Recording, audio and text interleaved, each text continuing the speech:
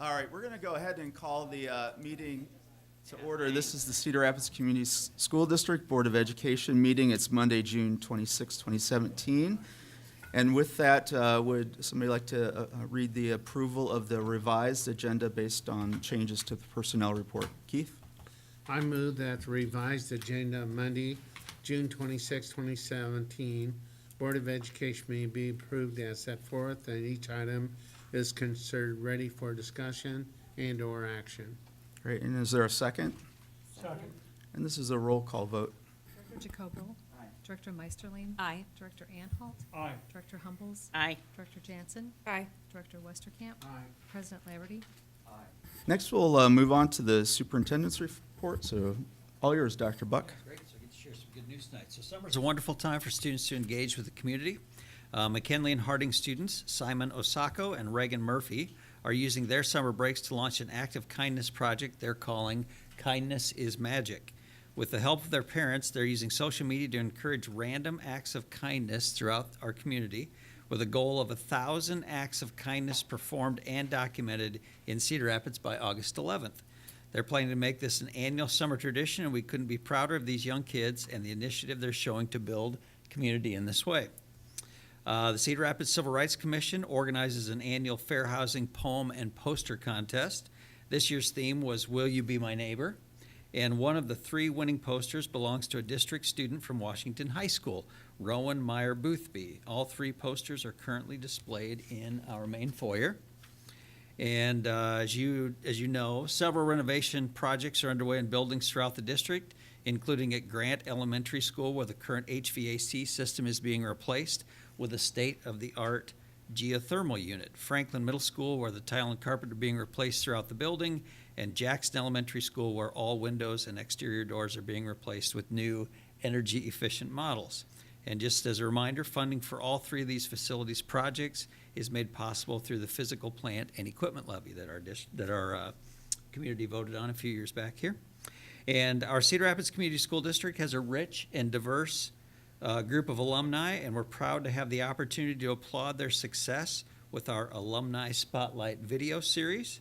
And tonight we're proud to spotlight 1982 Jefferson graduate Todd Moore.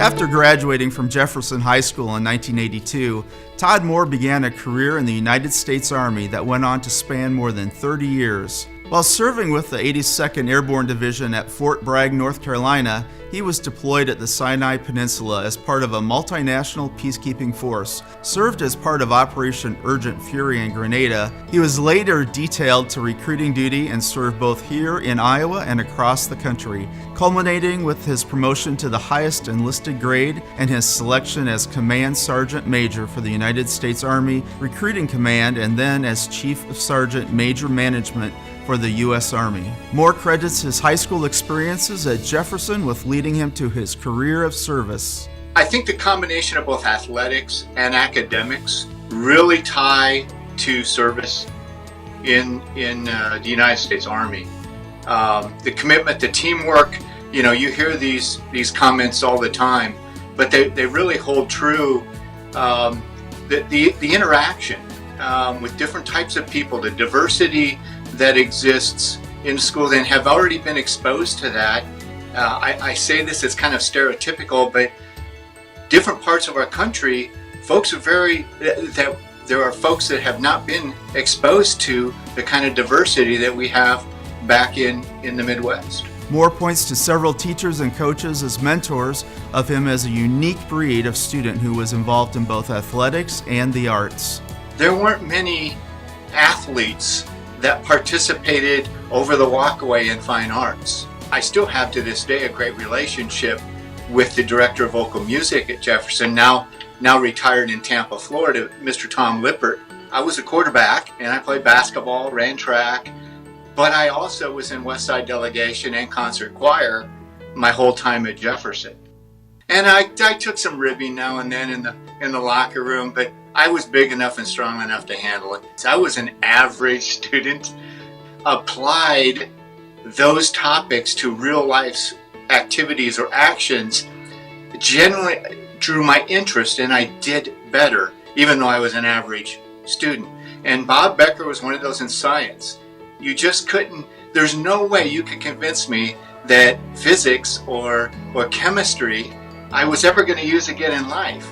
But he had a unique ability to draw me in and to most students, not just me, and apply how we would use these applications later on in life, whether it be through a college education or a trade. It didn't matter. They all are relative, and they all will impact you sometime later in life, even if it's to help your own kids with their homework.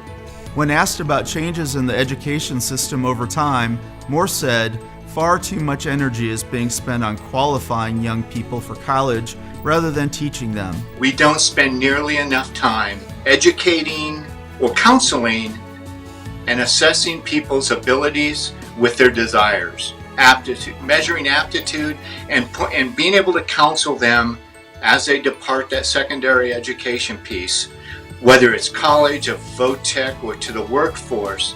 How do we really measure both a person's desires and their aptitude to put them in a path for success? I'm still trying to figure out what I want to be when I grow up.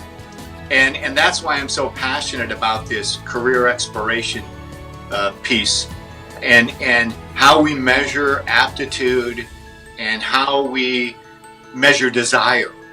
And I really wish that the public education system throughout the United States would spend more time and energy with that piece.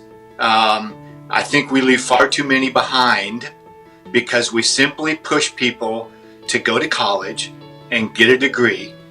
And I'll be honest with you, I'm not so sure that those folks are any smarter than I am, that came right out of high school and went to a branch of service or went into the workforce. So, what does being future ready mean to this alum? That means to fill up my kit bag with every possible tool I can have to ensure that I will be absolutely successful, but I will be happy. During his military career, Moore earned his associate's degree and earned significant credits towards his bachelor's degree. He and his wife, Kara, have been married 31 years and are parents of 4 children. He enjoys cycling, running, automobile racing, and Notre Dame football. We humbly thank retired Command Sergeant Major Todd Moore for his service as we congratulate the Jefferson Hall of Fame member on his outstanding career.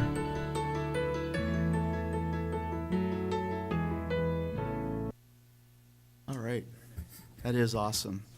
And a proud Jefferson alum, about the same time you would have been there, roughly. Not too far apart. Not too far off. All right. Are there any board reports tonight? Mary. But I have a comment. I wanted to congratulate Rob Kleinsmith. There you are. And Tammy and your team. Alliant Energy every year hosts an energy summit.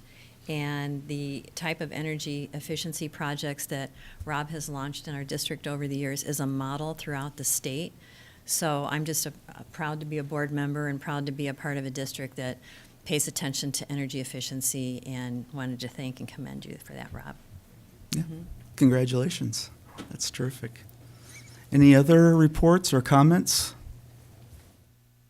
All right, seeing none, we'll go ahead and move on to communications, delegations, and petitions. And I have one request to present to the board tonight. Lawrence Winkowski, again, if you could, I know you've been here multiple times, but approach the podium and give us your name and address, and Laurel will keep track of the 5-minute time limit. Thank you so much. Sure, Lawrence Winkowski, 4234 Morrell Road, Northeast Cedar Rapids, Iowa. Hope everyone's enjoying their summer. I'm sure some of you are a little anxious about baseball season, what's going on. Some of you might be looking forward to football, or happy that hockey's over with, or you may be happy to just take a break from legislation session. Or some of you are just involved with the school district and the school board. All those things have one thing in common: rules. Everyone, some of them call policies, procedures, some of them call them code, but they're all rules. And when it comes to sports, those rules are only changed outside the season. And that, when it comes to government, those rules are usually only take place around July 1st. Very seldom does a log or code be made immediately affecting. When it comes to school district and schools, it just happens immediately. And some of it makes sense because you have personnel things you may need to change, retirement and that. But when it comes to anything that deals with education, it should not change until July 1st. Because you're in the middle of the season. How can you change rules that are applying to our students in the middle of the season? But this happens all the time. This happens in our classrooms. And that we have teachers who will not put out what they expect necessarily in writing at the beginning of the class or a semester or that. They tell students, well, this is what I expect. And then all of a sudden, they change it. Or they're not clear about it. You know, we have a lot of students who have learning disabilities who are not on special plans. And because their learning disability may not be severe enough. But, you know, they also may not be totally in tune in a class. So, you know, some of the things we're trying to do is get people more focused, but, you know, we're also penalizing students because, you know, the teacher may be off on a tangent, and then they lose the focus of the student, but then all of a sudden they may say something that's really important that the kid didn't understand. And this does happen a lot. And my own daughter, she had a language arts class, and they were told somewhere that all the books that she read could not be young adults books, but they had to be adult books. Don't ask me what the difference is. To me, it's like has to do with how many pictures are in a book, and that. But when it comes to with something like this, you know, she never caught it. The teacher had a great syllabus about what she expected, except for this one requirement. That one requirement cost her a grade level. This also applies with other things that go on in schools. You know, we may have smart lunch and that, but if somebody, a couple students misbehave, that may get canceled. We penalize the whole school because of the action of a few. And this is not right. This has to stop. There's no reason why at the beginning of a school year, a teacher cannot give all the students a single sheet of paper saying, this is what I expect, these are my late policies, and that, because there are not that many rules, and that, but at least the student knows what's going on. Reason I sort of bring this up is most recently something happened and it kicked my OCD into high gear, and I'm in hopes to get it resolved. But like everything else, when that gets kicked into high gear, it's something that I am just going to, you know, fight for, because sometimes things are just wrong. You know, it's one of the things that happens within our schools. You know, I've learned to accept that I make mistakes. I've come here, I've said things that were wrong and inappropriate, and I accept that. But for some reason, when it comes to it within our classrooms and within the school district, no one wants to admit they made a mistake. And that's wrong. I have more respect for a person who will admit a mistake than I do for a person who will constantly blow it off, because when we don't admit to a mistake, people we're hurting are the kids. They accept that this is the way life is, and we're trying to sow these seeds and reap, you know, a crop that is of more productive and better citizens. Thank you. Thank you, Mr. Winkowski. We appreciate your comments. And next, we do have another request to speak, Mr. Clayton. If you'd like to approach the podium and let us know your full name and your address, and again, My Laurel. name is Benoit Clayton, 1604 6th Avenue Southeast. Following what this gentleman said, the simple thing would be a syllabus. If a teacher gives out a syllabus, the school district should force the teacher to honor that syllabus. It's just as simple as that. You pass the syllabus out first part of the year, you got to honor your syllabus and you can't change it. And I like to say that y'all have a very important job. Needless to tell, I had an uncle, a grand uncle in 1929 in East St. Louis, Illinois. I'm just going to tell the short story. I'm not going to tell the long story. He had the audacity to want to run for school board. What he got for that, he got met by a truck on the highway and he was assassinated. The East St. Louis we know today is not the East St. Louis of 1929. It was a predominantly white city, and white people didn't think that black people had any business on a school board. So they didn't think it was junior JV. They killed him, and they desecrated his grave afterwards. So I'm just letting you know that y'all have an important job. And also, your school resource officers, there needs to be a definite thing that they're supposed to do and what they're not supposed to do. And it should be in writing, and you should not just be able to get on your website. When a person walks into the school and sees the principal at the school, the principal ought to be able to hand it to them. And my thing is that school resource officers should not take over the role of the principal or the teachers in school. Now, I went to a school in St. Louis 43 years ago. Before my high school was an all-black school. It was allegedly a bad school. If I time traveled a lot of y'all back to that time, most y'all would walk away before noon. Now, we didn't eat people there, but that was just a reputation.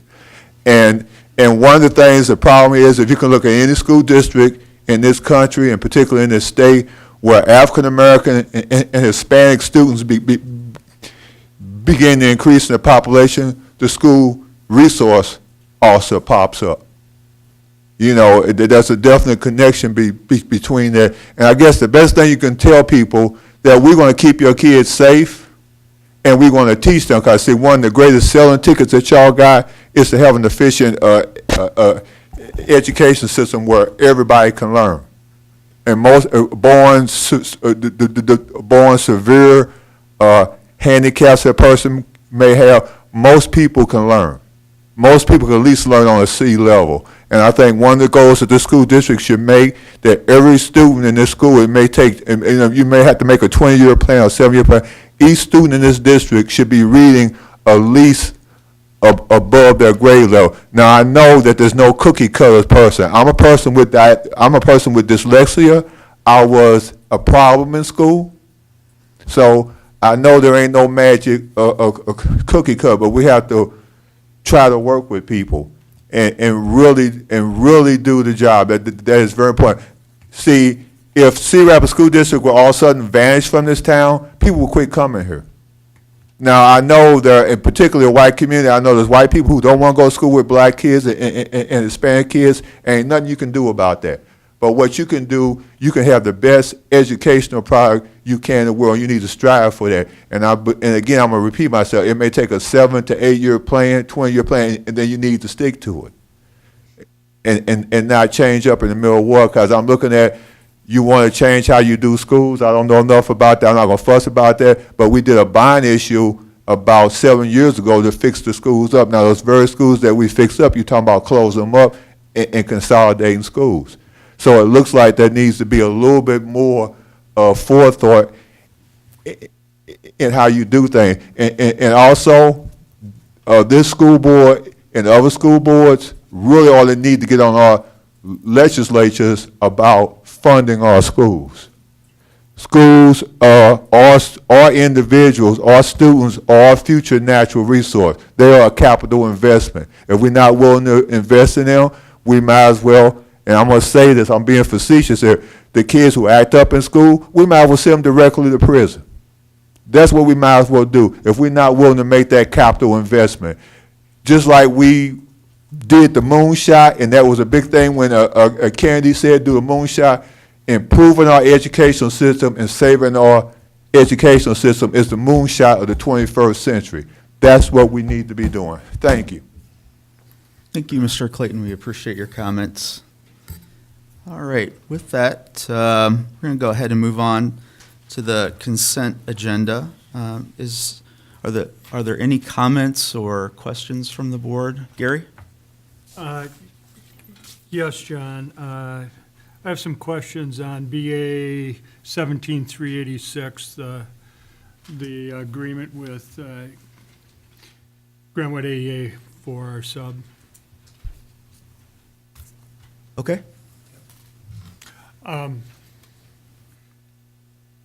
First question would be, Greenwood AEA sets the rate for subs, is that correct? The pay for subs. And do we have any input or control over that?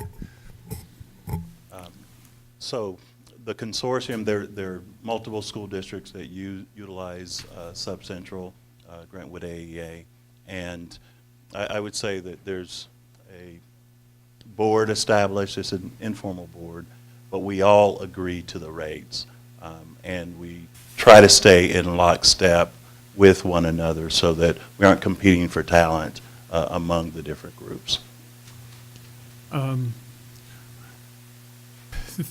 There seems to be, from teachers I've talked with this past year, that we've had difficulty filling sub positions at times, and finding available positions. One of the suggestions that I heard was that it could be our pay is too low for the position. Is there anything we can do to have an effect on that? I know, I understand what you're saying, that we don't want to be in competition with others, but we also have a need to meet our own basic needs. Yeah, so I would say we actually have a sub-task force that's getting ready to kick off this week to study all the issues around all the issues around getting subs. So one of the recommendations coming out of that, maybe you take a look at pay. We also have Grantwood participating in that process too. So I think that there's opportunity. I think we just need to bring all the facts to the table and work with our counterparts within the other districts to talk about the issue. Does this agreement, I understand that we want to work collaboratively, but does this agreement prohibit us from paying a higher salary than what's recommended, or whatever, this Grantwood board? Yeah, I think, I actually, at the moment, think it does. Okay. And so we're going to have to really have deep conversations about whether we would stay within that consortium or not. Okay. The other is that the subs are employed basically by Grantwood AEA. Who would do the evaluation of these employees, and whose responsibility would it lie for termination, if that be? It's ultimately our responsibility. Okay. They are just really act as a management firm to work the process, but all the subs are employees of the school district. Okay, so would it be buildings, who would do an evaluation, or who would start a procedure if there was a difficulty with a sub? Would that be within the building, or is that the HR department? Or? It would be within the building. They would let HR know, and we would work it from there. Okay. All right, thank you. Any other questions or comments about any of the consent agenda items? I would just add, and this actually connects to an item that's coming up next related to the district engagement summary. I had a chance to go out and do a number of listening sessions with our staff, about 16 of those, and we had over 300 staff participate in those listening sessions. And this is a topic that came up. The sub issue within the district is multidimensional. So it may be pay, it may be one of the things we want to talk about is we hire permanent subs in our building, but the interaction of permanent subs and the Affordable Care Act, and at least in whatever form it's in right now, one of the questions that becomes is there an unintended consequence of the intersection between permanent subs and the Affordable Care Act and actually limiting a pool of subs because we hire them as permanent subs? So I won't get all the dimensions right off the top of my head, but just know this is a priority conversation for us. We have about 30 or so people coming to a session on Thursday to investigate this topic and start to unpack if there are ways we can get at it. And that may include pay at some point. But yeah, this is a real thing and it's in front of us and taking it seriously. So. Thank you. I think staff would really appreciate hearing that and knowing that. I know it's difficult and multifaceted and so on, but we're not just turning a blind eye to it. Thank you. Any other questions or comments? All right, seeing none, is there a motion to approve the consent agenda as revised because of the personnel report? So moved. Is there a second? Second. This is a roll call vote. Director Meisterling. Aye. Director Anhalt. Aye. Director Humbles. Aye. Director Jansen. Aye. Director Westerkamp. Aye. President Laverty. Aye. Thank you. And next, we'll move on to learning and leadership, and Dr. Buck, will turn it over to you. Yeah, so we have two guests this evening that are going to give us some details related to both staff engagement and student engagement, and I'm going to sort of in between those talk a little bit about the results of the listening sessions that I participated in. So with that, we'll have Rod kick it off here and talk a little bit about our engagement survey and results, and then Stephanie Neff is with us, and she'll talk a little bit about our student results. Thank you, Dr. Buck, and President Laverty and directors. I'm really excited to talk with you about the employee engagement survey.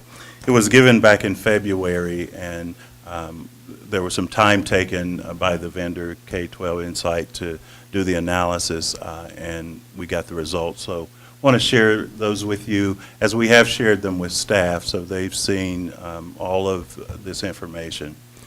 So the survey consists of several parts, kind of overall engagement, and then there are these items that are called engagement drivers that correlate to engagement, and then they were asked some demographic questions. So kind of at the executive summary level, we had a 53% response rate, which from what I understand from the school system is pretty good. In the corporate world, we would expect 70 or better, but I think as I've talked with benchmarks, this is about right. So some of the information that we learned from it, about 74% of those who participated were engaged or highly engaged, at least their responses would indicate that. But as tenure grew within the ranks of staff, engagement decreased. So folks with a little less than a year of experience with us had about 85% engagement, while staff with over 10 years only had about 70% engagement. A couple of the dimensions that were meaningful, the belonging dimension had the highest weighted score, so people felt a sense of belonging to the organization, while feedback and recognition were the lowest weighted scores. So it tells us that we have some opportunity in providing more feedback and more recognition. 77% of staff members agreed or strongly agreed that they were proud to work for the district. So that's exciting to hear that people really are proud of being a member of this organization. While 70% agreed or strongly agreed that working in the district gives them a feeling of accomplishment. However, morale is low. Only 19% agreed or strongly agreed that there is high staff morale. So you've got this kind of dichotomy of very proud to work here, but my sense of everyday experience here, morale is very low. 73% of staff members agreed or strongly agreed that their principal is an effective leader, and another 63% agree that their principal's actions are consistent with their words. So we'd like to see improvement in that area which we believe would contribute to overall engagement. 78% of staff members agreed or strongly agreed that they plan to work for the school district for the foreseeable future. So people aren't looking to leave. An additional 17% were kind of in the neutral. So if you threw that on, over 95% of the folks really looking to stay with the organization. So that's kind of at the high level. I'll dive down a little bit just to show you some of the data. I won't go through all the slides, but to give you a sense of what engagement really looks like. So you can see overall engagement, about 74% of people ranked in the highly engaged or the engaged category. And those are average scores of all the items on that measure engagement. If they fell 3.5 or higher, then they would be considered engaged or highly engaged.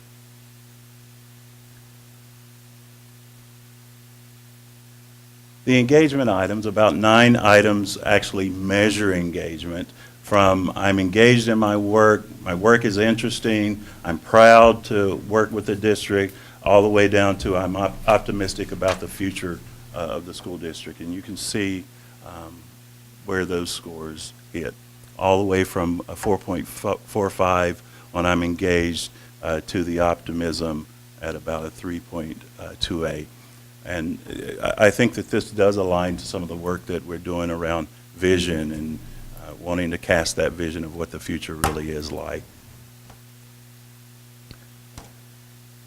If you look at the engagement items, just broke out a little more in specificity, whatever that word is.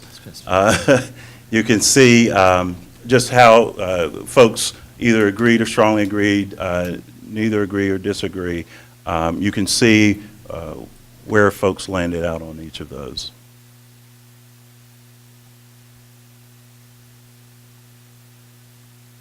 By years of service, you can see folks who are less than a year of service are more engaged than those, or at least their responses, than those who are at 10 years or more than 10 years. So that this helps us at least target where we might take action. Engagement by role. You can take a look and see that we've got some areas, of course, we would want administrators to be really highly engaged. And you can see over 94% there, 93%. And you can see at the teacher level, about 72%. I'm going to say some of those ends are pretty small, so it wouldn't take many people to That's get right. like administrator 7%. That might only be a couple of people. That's right. Okay. So looking at those drivers, these areas of belonging, shared values, career and growth and training opportunities, you can see where the scores came out on there, which is, if you remember, I highlighted in the summary that feedback and recognition is an area of opportunity for us. So we also ask folks, in a word, tell us how does it feel to work here? And you can see the biggest word on there, overwhelmed. And I think we hear that from our staff. But you also see some things of they're challenged, they feel good about working here. So it's some things for us to pay attention to. So some of the themes of the open-ended question that was asked, how can Cedar Rapids Community School District improve? So a couple of things to highlight here. They wrote about student behavior, that it is impacting their engagement. And again, this wasn't a surprise because as we are in the buildings and talking with folks, we hear this come up. Also, just this getting to this sense of being overwhelmed, more time to fulfill my responsibilities and duties of the job. want more opportunity for input. And then other concerns that were raised were around workload, not feeling appreciated, class size, district leaders being disconnected to what's really happening in the schools, and that substitute teacher shortage issue. And so this came from those who scored in the less engaged area.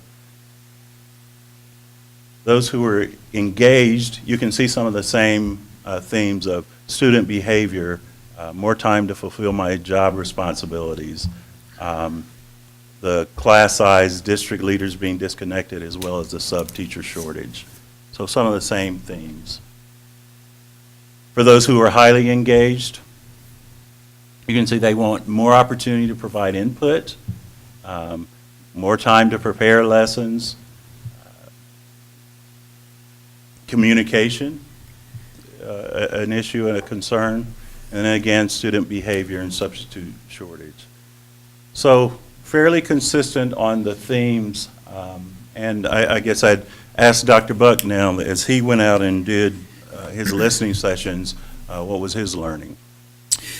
Yes, so I mentioned the listening sessions. I would say, just to give you some clarification on how those were framed. So there are questions in that survey that are highly correlated to engagement, and there are also questions in that survey that aren't necessarily correlated to engagement but are interesting to know about your staff.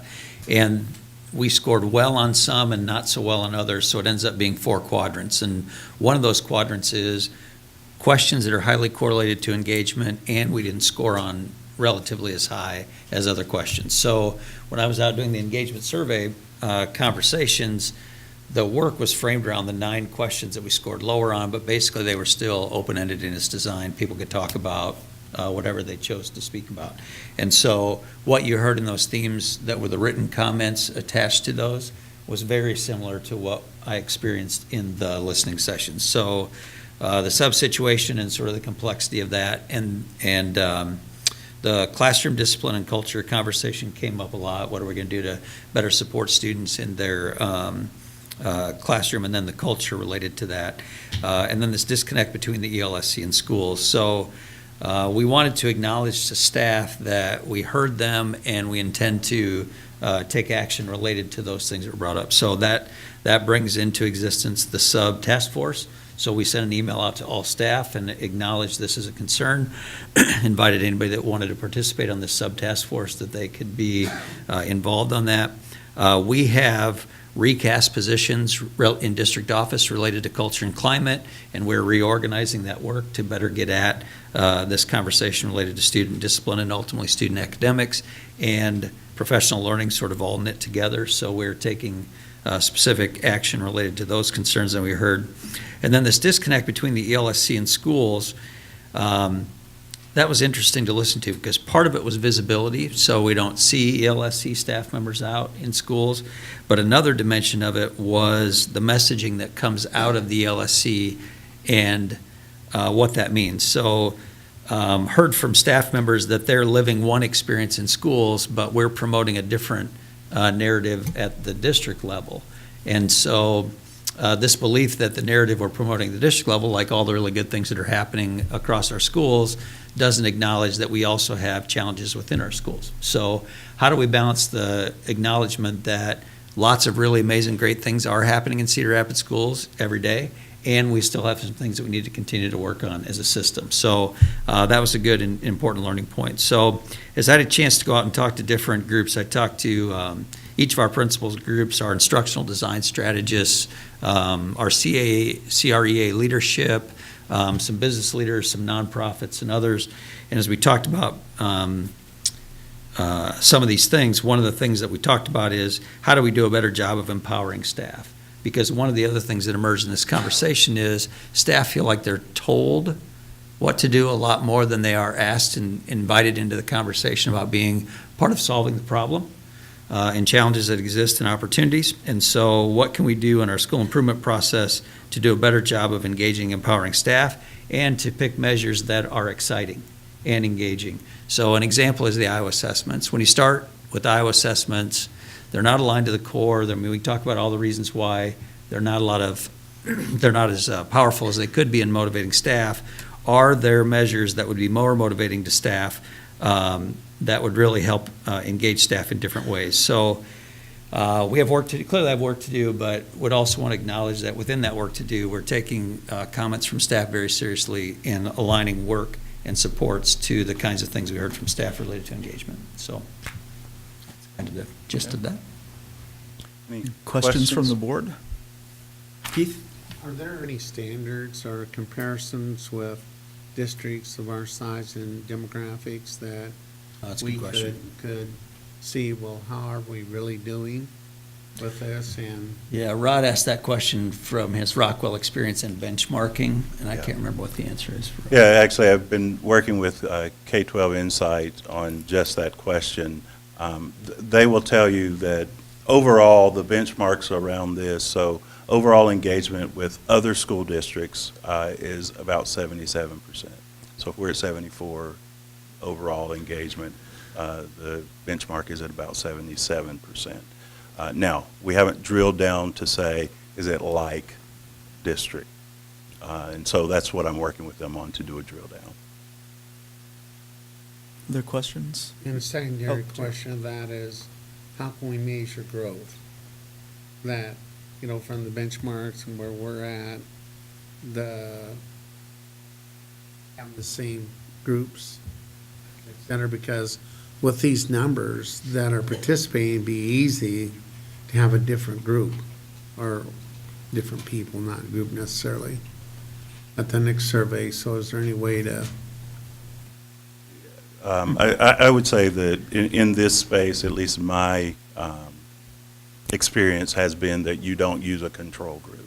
You're just measuring the environment every year, and it may be different people, but as long as you have a valid number of folks participate, it gives you a sense of what. And like in our teacher group, which was by far the largest number of participants, we had over 800 teachers participate out of a group of 1,200. So we went to our CREA leadership and really said, how can we work hard together on this so we get a true picture of engagement, so we know if we're going to invest time and energy in improvement efforts, that we're investing in the things that matter most to staff. So that group in particular, we felt really solid about the participation rate amongst our teachers. So. Yes. I think Gary had a question first.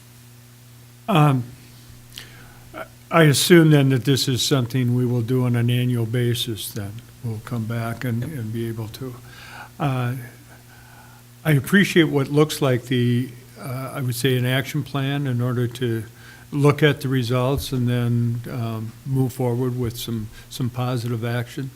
So it will be of great interest to look at the results next year and see if they have a positive effect. I think there's measurements there that can be moved, so. Nancy? Oh, my question is, I see you identified the major issues. Is there a timeline in place? Because I know you did talk about the substitute shortage. Do you have a timeline in place when you're going to start addressing these issues? I'd say we don't have a specific timeline, but we do know that some of those things have to get done sooner than later. As we're approaching a new school year, we want to have some things in place like the sub thing figured out. We want to have some of those, our plan around how we're going to better provide supports around behavior. We want to have those things worked out as the school year starts. Yeah, we think there's also an intersection with the 5 bold steps. So the kickoff on August 22nd is really intended to give clarity to staff members about where we're headed with this work. So I think there's an intersection of this survey and work out of this survey, but also the 5 bold step work and work that's underway with that. And like step 3 is about learning outcomes for kids. And an example within that is choosing a workplace readiness framework that we agree on and can be communicated to staff so they understand what we're trying to do with students. Right now, there's a number of workplace readiness frameworks that have value, and we have not landed on one. And admittedly, there's overlap across the multiple ones, but when we get to the point where we've arrived at that and we have consistency of message and expectation, so I think there's there's a lot of moving pieces here that we're intending to get to fall together to the benefit of our kids, so, yeah. Other questions? This is my 10th year on the board, and I recall when I started, the No Child Left Behind issues sort of became the norm. I've never seen an industry that's this highly regulated. Yeah. And I was just thinking about the 800 senior level experienced teachers, having worked in my own job for over 20-some years, thinking about how the world has really changed and all of these different regulations that have been sort of forced on public education, and it's changing once again at the state level. I know we had some comments about advocating for funding and things, and certainly the board is there. But I want to compliment you, Dr. Buck, and the administration for really taking this on and being what I see as very transparent about the feedback that staff are giving to us as a district to make this a better place for kids. I mean, that's what we're here for. So on all of our placards here, it says, how will this decision impact students? Well, staff that are well engaged, staff that enjoy working here, staff that know what they're doing right and know what they can improve on, that's going to impact our students in a positive way. So that's a great step. And then staff that feel engaged and are happy, feel that this is a great place to work. Those are the kind of staff that we do want here. So again, the transparency of this, the action plans, those are positive, and would just encourage this to continue. So, Thank you. anything else? Oh, Raphael, you have a question? Just a quick comment, John, to kind of Yeah. follow up on what you were saying. I think that feedback, I mean, it's important. I think each of us anecdotally has heard just about these exact same things at school visits or, various functions and events. And I think it's important, to understand that this is communication. And, now we can say, yes, we heard you. And I'm optimistic that, with that plan into the next school year and beyond, we can take these big things and be able to address them in some way. So, yeah, good job putting that together. Thank you. If I could just, I don't want to gloss over one of the words on there that is troubling to me is the overwhelmed, right? Yeah. It's in the center of that. And this isn't a political comment, this is just a reality of the world comment. When we've seen a historical run of the lowest increases in school funding that we've seen in the history of the state, districts are making decisions locally to attend to that issue. So we have specialist teachers at the elementary going to multiple buildings. We have middle schools that used to have 6 out of 8 and teamed in an environment that had a very different dynamic in it than an environment where teachers are teaching 7 out of 8 and it's no longer really straightforward and able to do teaming like we would desire. And at our high schools, we've asked our teachers to go from teaching, you could argue 5 out of 7, we could thumb wrestle over that, to teaching 6 out of 7.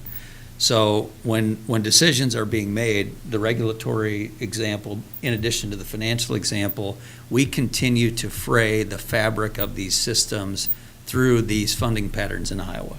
And so I'm not a you can just give money to an issue and it's going to solve the issue. I would, however, say there's a whole lot of things impacting this dynamic, and one of them is the increases in state funding and the way in which that's changing staffing patterns and experiences for our staff and our students within our system. So, not to blame it, because it is our context, and we have to figure out how to get even better within our context, but I think we also need to acknowledge that overwhelmed thing is a real feeling, so. Yeah. Thanks. Good evening, directors. I'm Stephanie Neff. I'm the Health and Wellness Supervisor for the district, and I was invited to give an overview of the student engagement survey results, which we have had a little less time to work with. They were actually collected just this spring, and so we just got data back kind of during the end of the school year as school was wrapping up. So we surveyed, or K-12 Insight surveyed students from grades 6 through 12. Sorry, we're going to flip to I don't think you want the full version. We might be here all night, so. do we have, that looks better.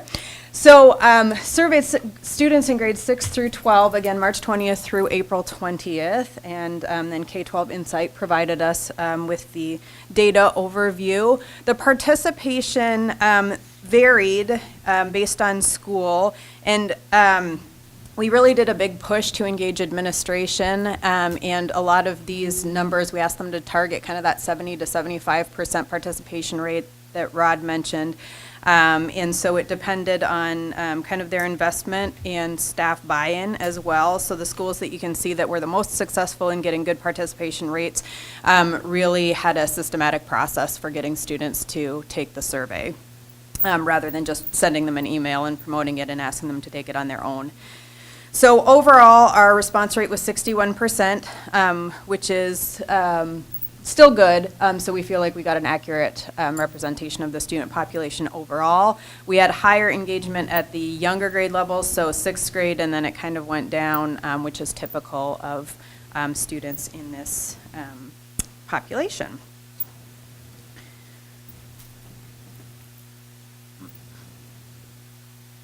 So student engagement is determined by two factors. Cognitive engagement is the quality of their psychological engagement, specifically in academic tasks.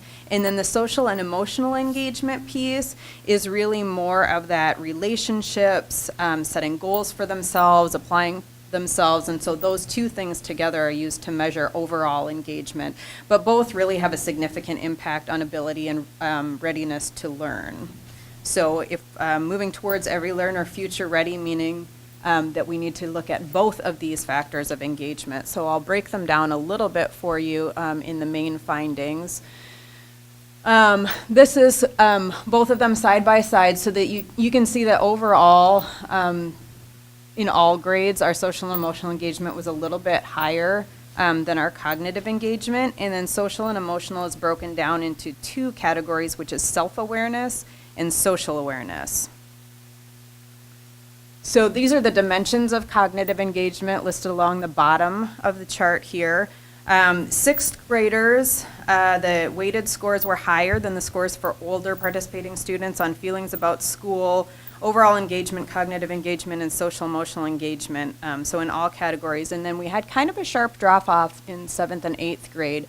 Originally, we were planning on looking at the data of middle schoolers all together, and we ended up pulling out the 6th grade data to really see where that drop-off was in engagement. And for me, it was a little bit surprising. I thought that we would see a little bit more consistency in those engagement levels between 6th and 7th, 8th graders, but there was that decline. And then actually in some cases you can see class experience, it actually goes up a little bit into high school. So that is not typical. Usually all of those kind of have a downward slope. So relevance in cognitive engagement was the dimension that received the lowest score. Connecting what students are learning to the future and the outside world overall received the lowest score. And then the highest score was students recognizing that what they're learning in school is important. So possible ways we can address this is providing students with opportunities to observe how the curriculum applies to the outside world. So we have some examples of that going on in some buildings, and so increasing that would help with that domain. Self-awareness is one of the two social-emotional components. You can see here that persistence was actually the lowest score in this domain. That includes things like students finishing what they start, which received the highest score, and then being patient while trying new activities actually received the lowest score. So opportunities for improvement there include rewarding students for continuing with new activities when they're unsuccessful. So kind of that learning from failure piece, and that may help improve engagement in this area. Social awareness, the scores overall are a little bit lower in the area of social awareness. Acceptance was the lowest. Students actually feeling proud to go to their school received the highest score, but feeling recognized for their contributions received the lowest score. So mimicking a little bit some of the staff things that we saw in that survey. So student recognition programs may help students feel valued for their contributions in that area. This is an important breakdown. As we look at student engagement, we really want to determine if demographics, what sort of impact demographics has. And so you can see overall, again, we have lower cognitive scores, a little bit higher social and emotional engagement scores. But when you break down the scores by race and ethnicity, Asian students have the highest overall engagement, followed by white students, Hispanic or Latino, Black or African American, and then American Indian or Alaskan Native. But those change when you look at cognitive engagement and social emotional engagement. So the ordering actually for cognitive engagement from the most engaged students, again, number 1 is Asian students, and then number 2 is a tie for Black and African American and Hispanic Latino students, followed by white students and then American Indian, Alaskan Native. And then you can also see that it's slightly different, again, for social emotional, with white students experiencing the highest levels of engagement and American Indian, Alaskan Native experiencing the lowest levels. When we look at students who are receiving special education services, students who are not receiving special education services have the highest overall engagement, but cognitively, students who receive those services are higher than students who don't receive those services. That's similar to our English language learning students and our free and reduced price lunch students, where that cognitive engagement is actually higher among students who have those services. Part of that reason is because of the individualized attention that those students are receiving in those programs that make them feel more cognitively engaged. But again, we still have some opportunities for improvement in that social emotional engagement piece. And these data were questions that were asked both of staff and of students. And so we have an opportunity here to compare students' feeling of cultural responsiveness among staff with employee feeling of cultural responsiveness. Generally, in just a quick comparison that Rod and I did of the way that these look, we have some similarities in that there are a lot of students and staff who fall in that neither disagree nor agree category. There are some areas where staff feel like they're doing better than the students feel like they're doing, and there are some areas that are reversed, where students feel like staff are doing better than staff feel like they're doing. So further analysis is necessary on this cultural responsiveness piece, but again, we have that opportunity to compare student perspectives and staff perspectives. So there were, I think, about 9 or 10 questions there. So to wrap up, the kind of best practices for student engagement that we're looking for is that we're having peers enthusiastically debating points of view. We have educators that are helping students learn by knowing that they feel cared for and heard, providing them autonomy, building those community relationships to provide real-life learning opportunities, that they have clear expectations, in that those are in both academic and social emotional contexts. And then really from a parent and community standpoint, providing a greater sense of belonging in the community overall and sharing those real world problem opportunities for learning. So we had a couple overall high scores.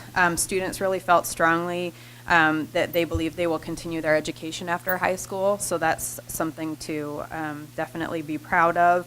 And then some opportunities for improvement for us include recognizing students for their contribution to the school and relating what they learn to the outside world. And these data were provided by K-12 Insight, which has been a great company to work with and very responsive to what we need. They're currently working on providing building level data to offer up to the buildings, and they'll break that down again by all of those categories in demographics that I showed earlier. Great. And questions from the board? I do have a question. So we talk about real world experiences, and I had my own children go through this not that many years ago, and wondering if our project-based learning opportunities are different on these measures than a traditional school environment, if that's an option for us to pull out of K-12 And you talked about building level, and a lot of these would be the whole building involved, but not necessarily. Right, and so it's hard to get down to if there's just individual classes or grade levels doing it, but I think that when we look at the building level data, that may become more apparent with some of the buildings that have made a little bit more of that switch, magnet schools, that type of thing. Yeah, so what you start to hear is work that's coalescing around these concepts that matter most to kids. So one of our belief statements in our theory of action is related to student ownership. And that emphasis on student ownership is important because we know when students have voice and choice in the work, that they're more engaged with the work. We know in our magnet and other environments like blended, kite, et cetera, that they are more project-based. They're more opportunity for kids to interact with content and each other and the instructor differently. In our high school mission statement, I always get these wrong, mission statement, when we're talking about the need to have kids prepared, have explored their passion, and have a plan. Those are the kinds of things you hear in the kinds of things that lead to improved engagement.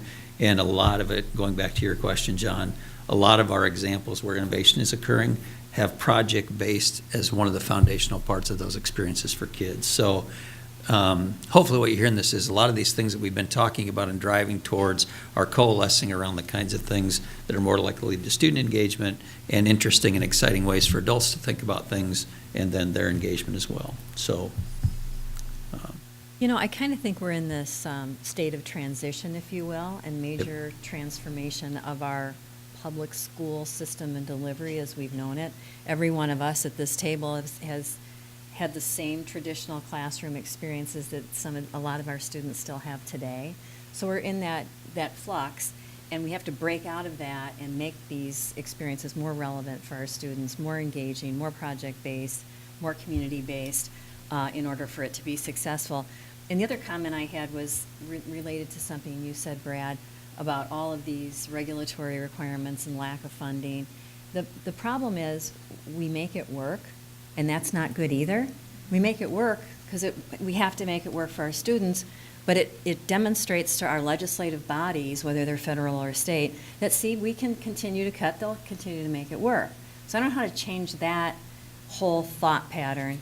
And then lastly, one of our public speakers tonight said our board members should be lobbying our legislature. We do. We need our community to start lobbying our legislators on a regular and consistent and forceful voice that you're not satisfied with the funding for our public schools and your students are suffering. So we do it regularly. We need all of you to be engaged, and we're happy to meet with you and talk about the impacts of budget cuts and all of the changes and the requirements that are being forced down public schools' choices to help you put together your talking points. So please, be engaged. Yeah, Keith? I just add to that this is the time of year to do it. Because there's a lot of committee meetings occur during the summer before the legislators start meeting, so if we don't do it now, it'll probably be the same old, same old. I'd also look at the cultural responsiveness on this and say if you add up those that aren't engaged, that's about where our loss and graduation rates are too. There's a corollary there that's very strong, which I think you would expect. And you look at it at our grading system, there's also similarities. So, I mean, this is really important data for us. Gary? Just to somewhat back up what Mary said, when I was teaching, I know many times we'd have students that were struggling, but because of requirements, they had to reach a level of failure on scores and whatever before we could provide that assistance legally, and it was shameful in some respects that kid had to fail in order to get the help. I mean, and that was just the system. And I hear Mary saying, I mean, it's somewhat the same thing, that we're getting by, we're making do, but but the sky's not falling. So I think the point, what we have to make is not what we're doing, but what we can do, the possibilities had we have the funding, some of the things with our magnet school, that we would like to do more. We know that they're successful, but we can't do it without more funding. Some of our summer school programs and so on. They're showing success, but again, without lack of funding, we can't meet all students' needs. So I hate to see us reach a point of failure before we get that support.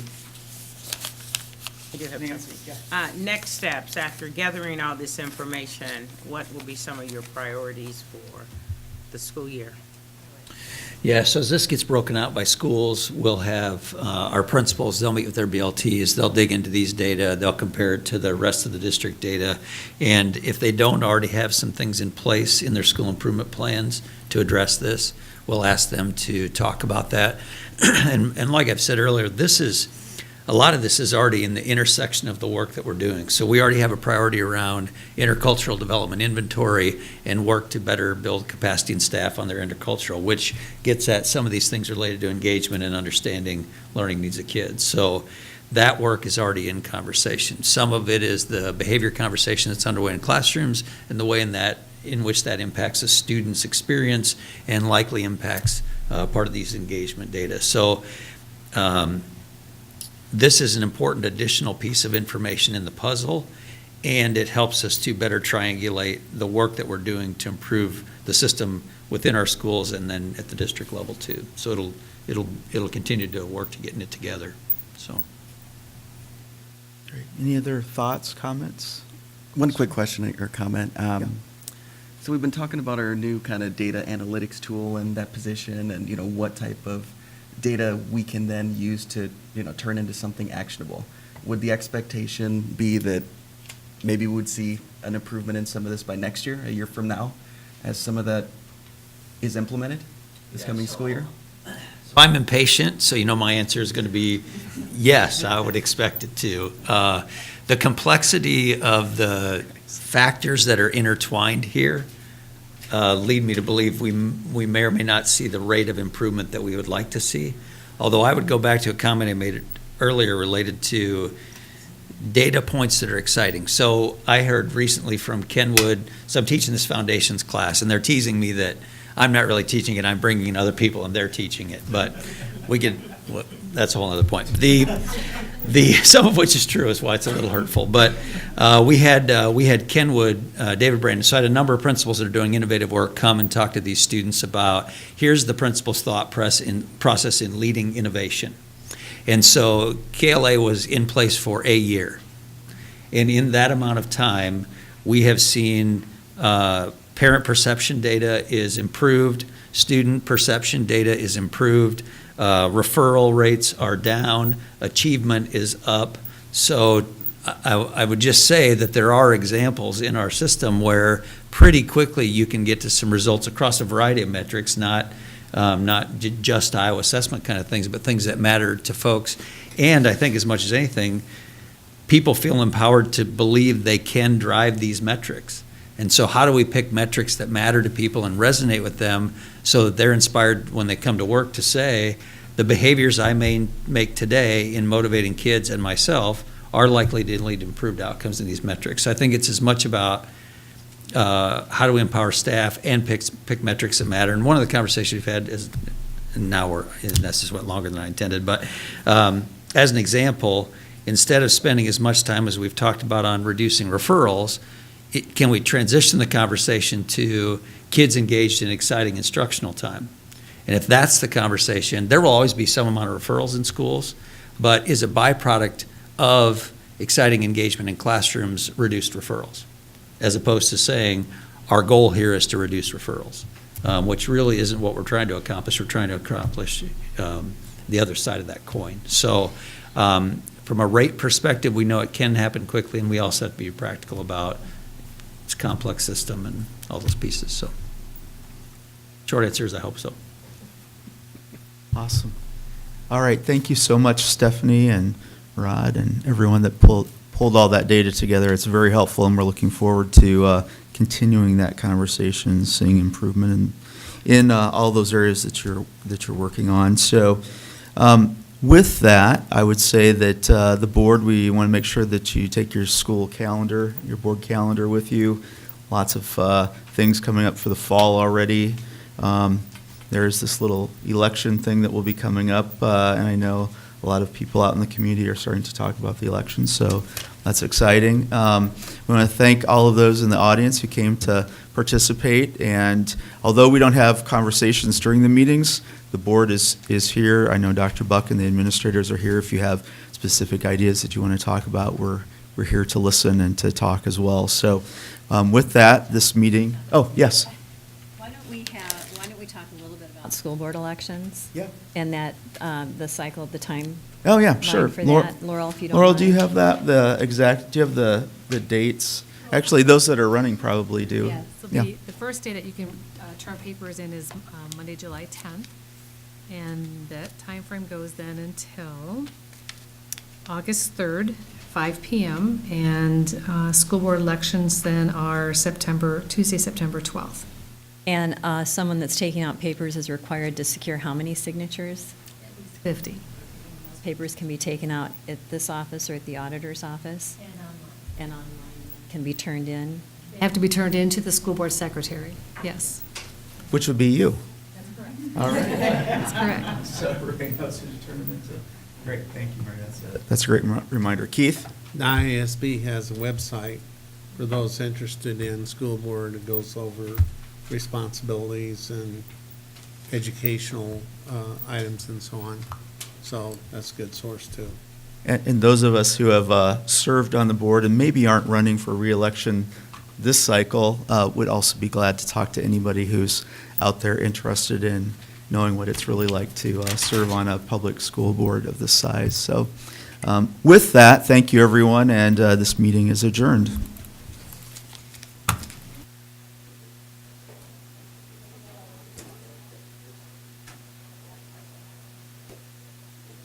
You guys have your work cut out for you.